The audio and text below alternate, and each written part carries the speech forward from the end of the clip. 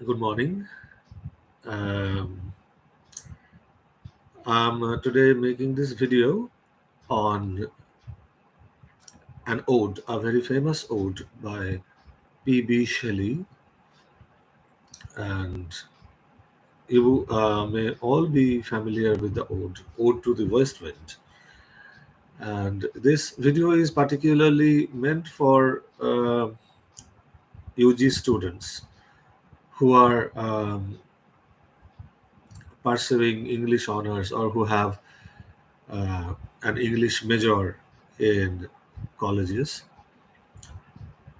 especially some of my students who are pursuing English honors in uh, under Bardwan University in semester 4.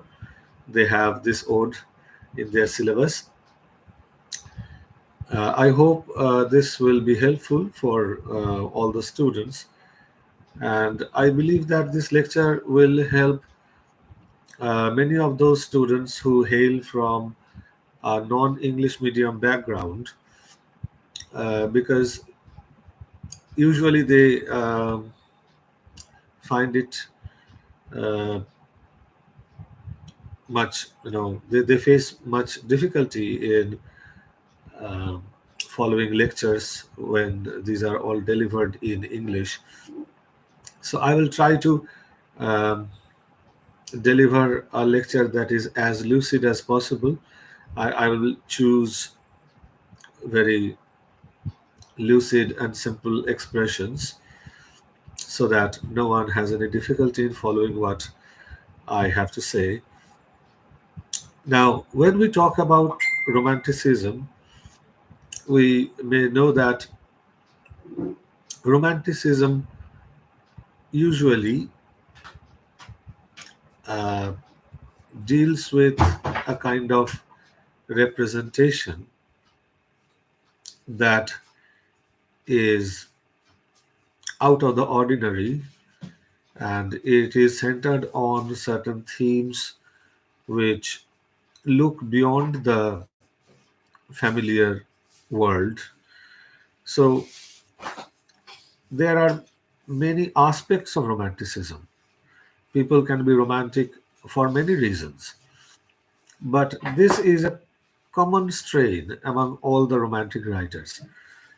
The romantic writers, in some way or the other, deal with something that lies beyond the commonplace or beyond the ordinary.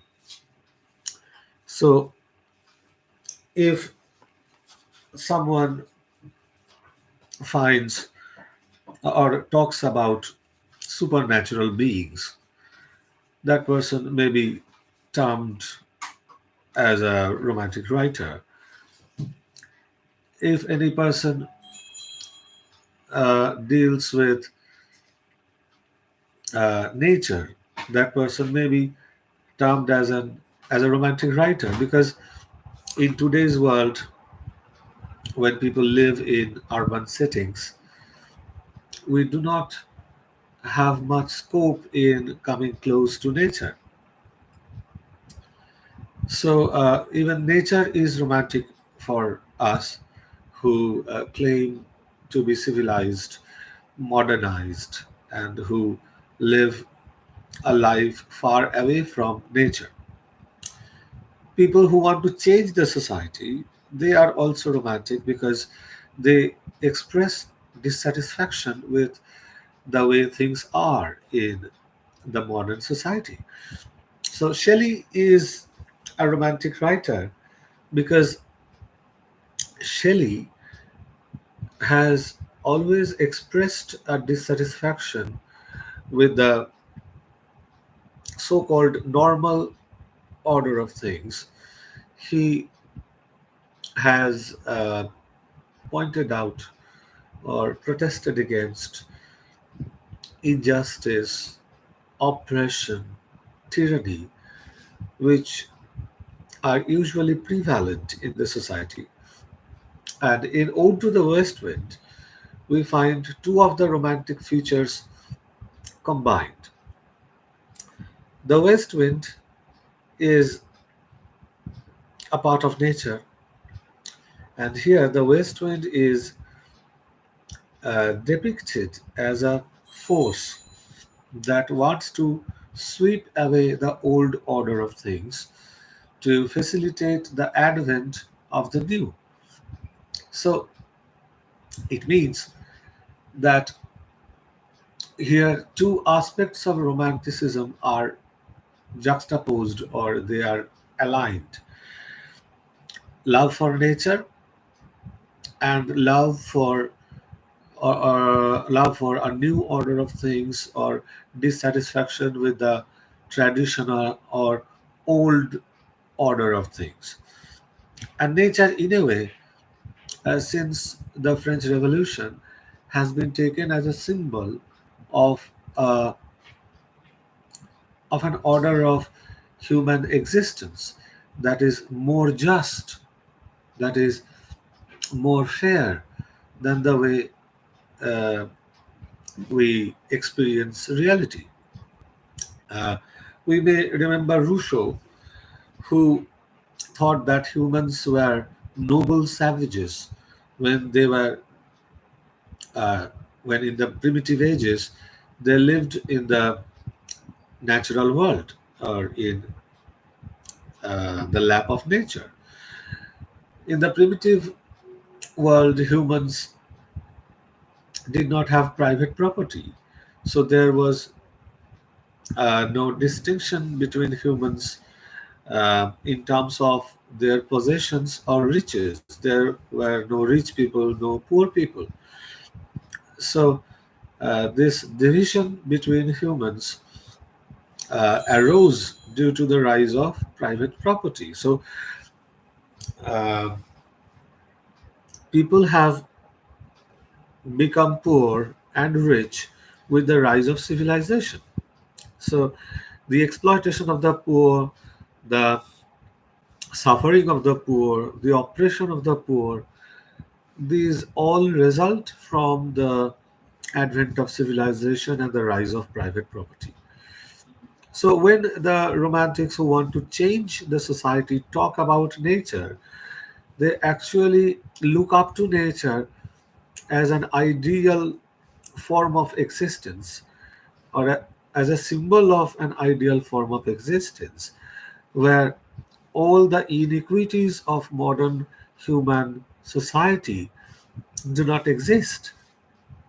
So here we see these two aspects of romanticism combined. When Shelley wants to protest against the oppression of humans by humans, exploitation of humans by humans, he uses a part, something, he takes something from the world of nature that is supposed to be pitted against this unfair, unequal, unjust kind of human existence. So the west wind is a symbol of a better society, a force that makes it possible for a better society to emerge by sweeping away the obsolete, the redundant order of things. So let's read the poem together to see what message Shelley wants to give us. Okay, so this is the way the poem starts. O wild west wind, thou breath of autumn's being, thou from whose unseen presence the leaves dead are driven like ghosts from an enchanter fleeing. So the poet at the very outset makes a passionate address to the west wind. O wild west wind. So you can perhaps locate two figures of speech used in this uh, short expression. O wild west wind is a passionate address. So it is an example of apostrophe. And wild west wind also is an example of alliteration. So the poet starts the poem with these two figures of speech, and this abundance of rhetorical figures suggests an intensity, an emotional intensity. So it suggests how excited or emotionally charged the poet is while he writes the poem or while he addresses the west wind. And why is the poet so excited? Because he finds in the west wind a possibility. When he sees the power, when he uh, tries to gauge the power of the west wind, he is convinced that this kind of power can bring about a positive change in the society the poet is so dissatisfied with. And the west wind is supposed to be the breath of autumn's being, because it leaves which are shed by deciduous plants, they are driven away in the same way as ghosts or evil spirits flee from an exorcist or an enchanter. An exorcist is uh, a person who performs some holy rites, who utters some incantation, utters some holy mantra to drive away evil spirits. Okay, in Bengali, you may call such people ওঝা, মানে ওঝা এলে যেমন ভূত পালিয়ে যায় সেই রকম ব্যাপার.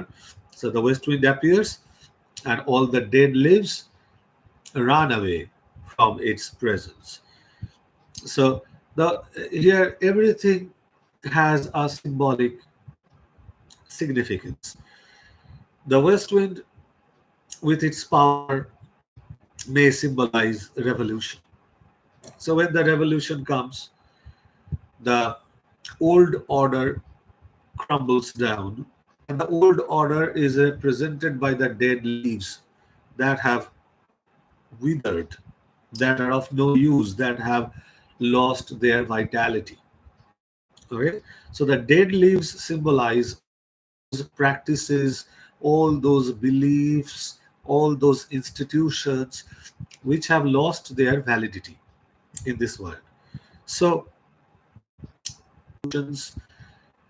they are wiped away, they are driven away, so that uh, the new things may have a chance. They can flourish. Okay, so the west wind appears as the breath of autumn's being, and it is invisible. That's why the poet says that have an unseen presence. And when the west wind appears, the dead leaves are driven away like ghosts. Ghosts or dead leaves, they symbolize all those obsolete, old, redundant beliefs and institutions. They are driven away. So the west wind is revolution that drives away the old institutions and beliefs, paving the ground, paving the way for new ideas, new institutions to flourish. Yellow, black, and pale, and hectic red. So these are the colors of the withered leaves. So these are all the colors that suggest disease, decay, and death. Yellow, for example, represents a kind of jaundiced existence, right? They look like a large mass of people, multitudes, who are pestilence stricken, who are uh, who are uh, epidemic or pandemic stricken, right? So plague stricken. So when there is an outbreak of a pandemic, you are all familiar with pandemics by now. So when there is an outbreak of a pandemic, people try to escape the affected area or locality. So with the advent of the west wind, all these dead leaves seem to be running away in the same way as uh, people run away from a place or flee from a place that is pandemic or epidemic stricken. O thou who chariotest to their dark wintry bed the winged seeds, where they lie cold and low, each like a corpse within its grave, until thine azure sister of the spring shall blow her clarion over the dreaming earth. Now, this is an image that is taken from religion. This is an image taken from religion because Christianity would have us believe that when people die and when they are buried, they lie there till the day or the apocalypse or the end of the world. And when the doomsday comes, an angel blows his clarion or a bugle sort of thing, and all the dead rise from their graves to stand before the judgment seat of God. Okay, so there will be a final judgment. As all these dead leaves, they are old, they are symbolic of old institutions, but at the same time, the west wind uh, does not only drive away old leaves to facilitate the advent of new life, it also helps the seeds scatter. Okay, so when the seeds scatter, they uh, lead to reproduction of plants, right?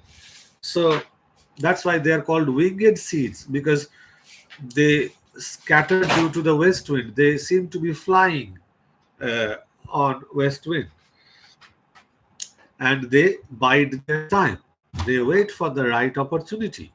As the dead lie buried till the doomsday, waiting for the clarion call of the angel to rise from their graves, the seeds also lie buried underneath the earth or on the surface of the earth, biding their time, waiting for the right opportunity to rise or germinate. Okay, so they germinate. When do they germinate? In springtime. Spring brings about the congenial uh, condition for the germination of seeds. When the west wind does not, when this west wind does not blow anymore, but the west wind of springtime, which is known as the Zephyr, Zephyr. This is the west wind that blows in spring. When the springtime comes, the Zephyr blows and it acts as a sort of clarion call to the seeds which lie buried for the right time when they can germinate. So the spring comes, the zephyr blows, and all the seeds waiting for germination, they start to germinate. Okay. Uh, and fill driving sweet birds like flocks to feed in air with living hues and odors, plain and hill. So new plants grow, new flowers bloom. So they look like a flock of sheep that are tended by a very benevolent and caring shepherd. So the springtime and its companion, the zephyr or the west wind of springtime, they make it possible for new plants to grow on the hillside They make it possible for new flowers to bloom. Okay, the hues, the word hues means colors, and the colors represent flowers, and the orders are smell. Order means smell. So when the new flowers bloom, their fragrance uh, waft in the air, and their colors also delight our eyes. Wild spirit, which are moving everywhere, destroyer and preserver, here, oh, here. So the west wind is almost compared to God, because God is a strange power. God creates and destroys at the same time. God creates, God preserves, and God finally destroys life. The west wind also does the same. It destroys the old forms of life, the old, decayed, withered forms of life, and makes it possible for new life to germinate. So the west wind is both the preserver and the destroyer, like God. So west wind is equated almost with God. Thou on whose stream made the deep steep skies commotion, loose clouds like earth's decaying leaves are shed, shook from the tangled boughs of heaven and ocean. Angels of rain and lightning. Now, this is a very complex image, but let me elucidate that for you. Uh, you all know about the water cycle, right? You all have read about it at the school level. You know how water vapor rises from the ocean or water bodies, and they form cloud in the sky, and the cloud once again comes down as rain, right? So this is what the poet uh, describes in a literary manner, in a very artistic fashion. So he says that the west wind is like a stream, the west wind is like a river. Okay, and uh, the water bodies from which the clouds rise, they are like big trees, big deciduous trees, and when the water vapors rise in the sky to form cloud, these clouds are like leaves shed by those plants. The plants are they are symbolized by the water bodies. Okay, so the west wind is a stream. The water bodies are plants standing on the banks of that stream. From those water bodies, clouds are formed and they float on the west wind in the same way as decayed leaves are shed onto a stream and they float away. Okay, and these clouds are called the angels of rain and lightning because they bring along with them rain and lightning. They are spread on the blue surface of thine airy surge, like the bright hair uplifted from the head of some fierce Minad. Uh, a Minad. You know about the Minads because you have read Ovid's Metamorphosis. You have read that uh, section on Bacchus, right? Bacchus is the Roman god of wine and revelry, uh, and fertility also, I guess. And the Greek version of Bacchus is Dionysus. During the festival of Dionysus, people drink a lot and they sing and they dance. Uh, they dance frantically. as if they have lost all control. So Maenads are the female worshippers of Bacchus. When they are in an intoxicated or inebriated state, when they are drunk, when in their drunken state, they dance and shake their heads and their hair also waves this way and that.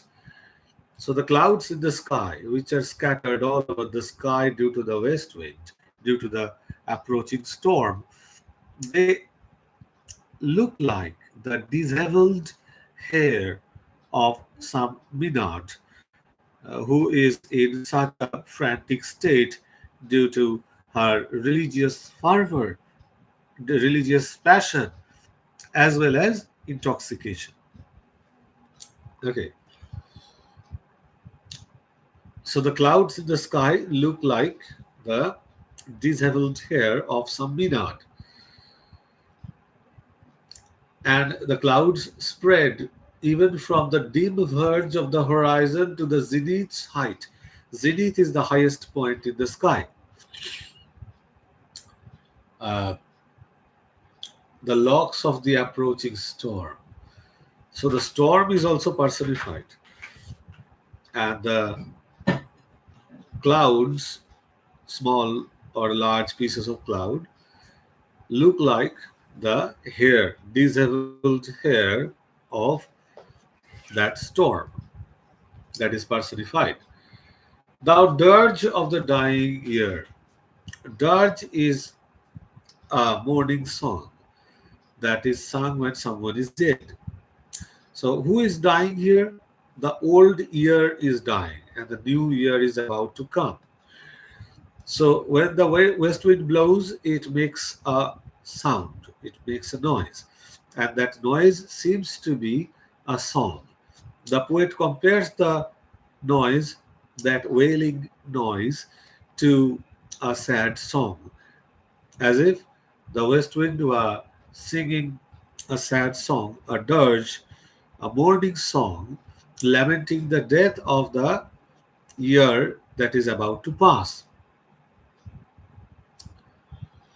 Thou dirge of the dying year, to which this close night will be the dome of a vast sepulchre. A sepulchre is uh, it's a grave, it's a tomb. The night will close in like the concave roof of the dome is a concave roof, obotol chad, concave roof of a tomb, vaulted with all thy congregated might. And underneath that vaulted roof, the west wind will wreak havoc because of its power, congregated might of vapors, from whose solid atmosphere black rain and fire and hail will burst. Oh, here. So the year is dying, and the west wind blows. As it blows, it makes a wailing noise, and when it makes a wailing noise, it seems as if it were lamenting the death of the passing year, and the night that is approaching seems like the closing roof of a grave. And underneath that grave, the west wind still continues to wail and threaten.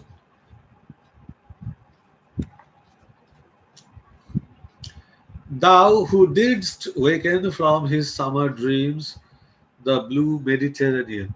Mediterranean is a sea. You perhaps know its Bengali name, ভূমধ্য সাগর বলা হয়. It's a beautiful place. The water is all blue and the sea is quite placid. Uh, but when the west wind blows, obviously there is some turbulence. Thou who didst waken from his summer dreams the blue Mediterranean, where he lay, lulled by the coil of his crystalline streams. So when different small rivers they merge into the sea, they make a babbling sound. When they make a babbling sound, they seem to be lulling the sea to sleep. Lulling means singing to someone so that they may sleep. A lullaby is a song that you sing to, to a child so that it may fall asleep. বাংলায় লালাবাইকে বলা হয় ঘুম পাড়ানি গান, হিন্দিতে বলে লোরি. So the streams that merge into the Mediterranean Sea, they produce a babbling sound, একটা কলধ্বনি তৈরি করে তারা, কুলু কুলু আওয়াজ করে তারা যায়, and that sweet sound seems to be lulling the sea to sleep. And why does the poet imagine the sea to be sleeping? Because the sea is very placid. The Mediterranean is a placid sea, but it is away awakened from its sleep by the west wind. That means when the west wind blows, its surface does not remain placid anymore. Beside a pumice isle in Bays Bay, a pumice isle is an island that is formed out of solidified lava. So, if there is a volcano around and if there is an eruption, the lava flows down into the sea, and with the touch of water, it cools and it solidifies. Sometimes it creates an island. Such islands are known as pumice islands or pumice isles. And Bays Bay is a bay, a part of the sea uh, near Florence. Okay. Uh, so the poet imagines that the Mediterranean Sea might be asleep or are very placid, and suddenly the west wind starts to blow, and the surface of the sea becomes turbulent due to the violent storm, and it happens near a pumice island near the Bays Bay, and saw in sleep old palaces and towers quivering within the waves' intense day, all overgrown with azure moss and flowers, so sweet the saint faints picturing them. So there are palaces on the shore of the Mediterranean Sea, uh, but those palaces, they represent a grand past, the past that is no longer that does no longer exist.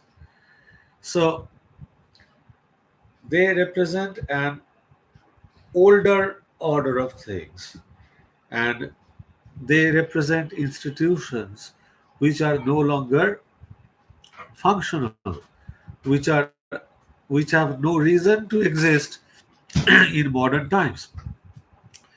So when such palaces have their reflection on the surface of the sea, and the west wind blows along the surface of the Mediterranean, there is a turbulence on the surface, and the reflection seems to be quivering, suggesting as if the older order of things is afraid to see the west wind.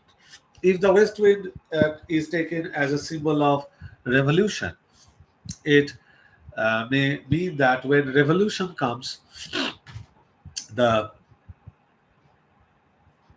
older order of things, people who are in power, who enjoyed privileges in the past, they who enjoyed the privileges of an obsolete system, they become afraid because they know that uh, a change is coming, and all the privileges may be taken away. They may lose their power, they may lose their status, they may lose their privileges with the onset of this change. And this change is symbolized by the west wind, the change that is brought about by revolution. And these palaces are all overgrown with moss, which means that these are no longer inhabited, these are deserted. That means that they represent all those institutions, all those ways of life which are no longer valid in modern existence. Thou, for whose path the Atlantic level powers cleave themselves into chasms, the Atlantic's level powers cleave themselves into chasms. What does this remind us of? This reminds us of, or this is supposed to remind us of Moses and the Exodus. I hope you remember the story of Exodus from the Bible, when the Egyptians were taken out of when the Israelites, when the Hebrews were taken out of Egypt by Moses to their promised land. They stood on the shore of the Red Sea, and they did not know what to do, as there was a sea raging before their eyes, and the cavalry of the Pharaoh was chasing them. Then Moses uh, touched the surface of the sea with his wand, and the sea divided itself and created a passage from one continent to another. So, when the west wind blows, a similar thing happens. Because of the power of the west wind, the surface of the Atlantic Ocean seems to be uh, cleaving itself or dividing itself, creating a passage. So this suggests that the west wind is compared to Moses or any messianic power that emancipates people from an old and tyrannical order of existence or old and tyrannical power. As Moses delivered people, liberated his people from slavery, and led them to the promised land, revolution, symbolized by the west wind, may emancipate people who are tyrannized by this unjust socio-economic and political system and lead them to a better future or a better tomorrow. Okay. While far below the sea blooms are sea flowers, which grow on the bed of the ocean, deep in the sea. While far below the sea blooms and the oozy woods, which wear the sapless foliage of the ocean, know thy voice, and suddenly grow grey with fear, and tremble and despoil themselves, O here. So all those uh, growth, all those plants which grow underneath the sea, which never get any sunlight. So they are like those people who do not want to accept changes. They are conservative people. They are reactionary. They have a reaction against all kinds of changes. So they are afraid of change. So if you think that you are a privileged person and you want to keep things the way they are, then you are a reactionary, you are conservative. So when the revolution comes, you will be very scared. And these sea blooms represent that sort of people. If I were a dead leaf thou mightest bear, if I were a swift cloud to fly with thee, a wave to pant beneath thy power, and share the impulse of thy strength, only less free than thou, O uncontrollable, if even I were as in my boyhood, and could be the comrade of thy wanderings over heaven, as then, when to outstrip thy sky's speed scarce seemed a vision, I would never have striven as thus with thee in prayer in my sore need. So the poet wants to borrow the power of the West Wind because he is a revolutionary. He wants to change the society. He believes that if he can borrow a part of the West Wind's power, he can accomplish his mission. He can be successful in his mission of changing the society. So he says that If I could borrow your power, like the dead leaf that uh, can fly on the wind, or a cloud that can fly on the wind, or a wave that is affected by the power of the wind, if I could be similarly affected, if I could imbibe thy power, then I could also do something for the betterment of the society. I would not pray to you, I would not pray to you so earnestly if I still retained the power or vigor or vitality which I had in my younger days. The poet believes that he had enough power and vigor when he was younger, but he seems to have lost that vigor by this time. So he needs the assistance of the west wind to do something for the improvement of the society, to deconstruct and reconstruct the society. Oh, lift me like a wave, a leaf, a cloud. I fall upon the thorns of life, I bleed. The thorns of life are all those aspects of life that that cause pain to the poet. So when the poet witnesses instances of injustice or exploitation or tyranny in the society, he suffers. So, all those instances of tyranny, oppression, exploitation, these are the thorns of life, because the thorns can make you bleed, and all these instances of injustice, all these social evils can also cause pain to a sensitive soul. So the poet suffers. He wants to be lifted up to a better uh, level of existence by the west wind. A heavy weight of hours has chained and bowed one too like thee. So I am very much like you. That is what the poet says. I am very much like you, but I am chained down by time. But Shelley did not live to be very old. He died very young, but still, somehow or the other, he considers himself old enough to have lost all his vigor, and that prevents him from doing something positive for the change of the society. So he believes that he has lost his vigor and vitality because of aging, and that's why he cannot do much for the society unless or until he is assisted by the west wind.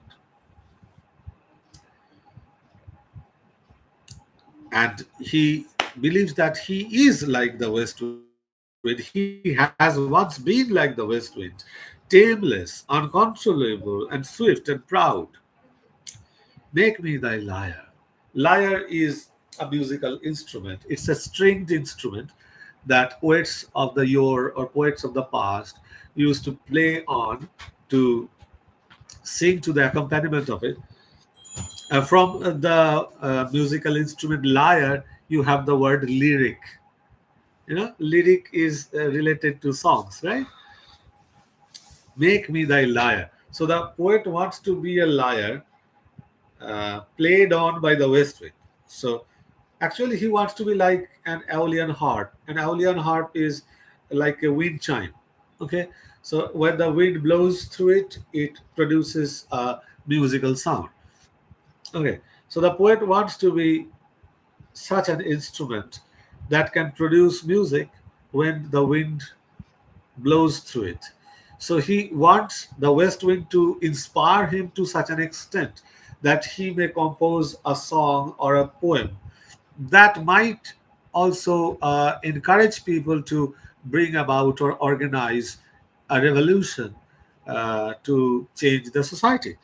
So he prays to the west wind. In a way, he invokes the west wind to give him such an opportunity. Make me my lyre, even as the forest is. The forest is considered to be the lyre of the west wind, because when the west wind blows through uh, the forest produces a melody, a murmuring sound produced by the rustling of leaves. So, as you produce a music from the forest, as you blow through it, help me also to produce my own kind of music. That is, help me write a poem. Make me thy lyre, even as the forest is. What if my leaves are falling as its own? So he thinks that his vigor, his vitality is deserting him in the same way as leaves fall off a deciduous plant. A deciduous plant in Bengali is called পর্ণমোচী বৃক্ষ। তাহলে পর্ণমোচী বৃক্ষ থেকে যেমন গাছের পাতা ঝরে পড়ে যায়, সেরকম কবির কাছ থেকেও তার উৎসাহ উদ্দীপনা বয়সের সঙ্গে সঙ্গে চলে যাচ্ছে। So he compares himself to a deciduous plant, and his vigor or his vitality is like leaves that are falling away from him. The tumult of thy mighty harmonies, mighty means powerful. So your music, what is the music of the west wind? The noise it produces as it blows. So your powerful music will take from them, from both, a deep autumnal tone. So your power may produce music out of the forest when it is losing its leaves, and also from me, who is losing his vigor and vitality. Sweet though in sadness, be thou, spirit fierce, my spirit, be thou me, impetuous one. So he wants to identify with the west wind. He wants to become someone like the west wind, so that with his power he can sweep away the old institutions of the society which have no reason anymore to exist in the modern world, so that a new kind of world can be created on the ruins of the old world. Okay, drive my dead thoughts over the universe like withered leaves to quicken a new birth. So his thoughts are like dead leaves, but dead leaves get decomposed and they provide nourishment to the future seeds, right? Future plants. So the poet wants his thoughts to be encoded into his poetry, so that when he is dead, his thoughts will still remain to inspire future generations to protest against injustices and uh, rise against all kinds of uh, evils, so that a better form of human society can be created. So, like withered leaves to quicken a new birth, and by the incantation of this verse, scatter as from an extinguished hearth ashes and sparks my words among mankind. So, when a fireplace is dying down, it still has some sparks left under the ashes, and if those sparks are scattered, they may cause a conflagration, they may cause another fire to break out. So the poet thinks that he is a dying hearth or he is a dying fireplace, but he still has some sparks left. So he still has some power to inspire future generations. Be through my lips to unawakened earth the trumpet of a prophecy. So once again, the biblical image is reiterated as on the doomsday, an angel is believed to come. The Christians believe that an angel will come and blow his trumpet to uh, help all the dead people rise from their graves. So he also wants the west wind to help him blow a trumpet to awaken the people who are in a sort of spiritual paralysis, so that they may wake up from their stupor, from their bewildered, inactive state, from their state of passivity, so that they may bring about a change in the society. O wind, if winter comes, can spring be far behind? So this has become proverbial. It has become a proverb almost. শীত যদি আসে তাহলে বসন্ত কি দূরে থাকতে পারে? It means that when things are at their worst, they can only change for the better. Okay, so when you know that uh, the society you are living in is in its worst condition, it can only change for the better. It can only mean that better days are ahead. As spring follows winter, better days follow a very undesirable state of affairs. Okay, when people suffer, when people are exploited and tyrannized, they often become so exasperated when they think that they have had enough. They break out into a revolution. And when the revolution comes, better days come. Okay? So, with this, the poem ends. So, I hope you have all understood the poem properly. And if you have any question, you may directly message me on my WhatsApp number. I hope you have my WhatsApp number if you are one of my students, but still, this video may be watched by other people as well. So let me give you my WhatsApp number. It's 98321 78075. If you have any question on the poem, you may WhatsApp me. I'll try to help you to the best of my capabilities. Okay. Thank you very much for watching this video and share it if you like it. Bye.